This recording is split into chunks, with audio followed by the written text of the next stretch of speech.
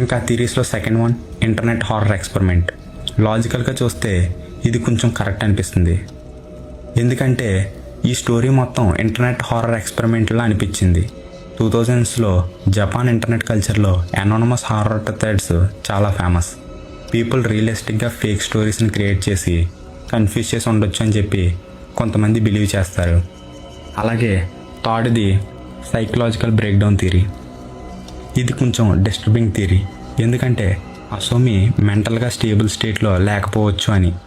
Late night isolation, fear, darkness human బ్రెయిన్స్ని confuse చేస్తాయి. Psychological experts చెప్పే పాయింట్ ఏంటంటే ఎక్స్ట్రీమ్ స్ట్రెస్లో నార్మల్ ప్లేసెస్ కూడా స్ట్రేంజ్గా అనిపించవచ్చు. మేబీ హసోమి రాంగ్ స్టేషన్ దగ్గర దిగింది, ఫియర్తో ప్యానిక్ అయింది, ఆ సిచ్యువేషన్ని మెంటల్లీ డిజార్ట్ చేసుకుంది అని వాళ్ళ అభిప్రాయం.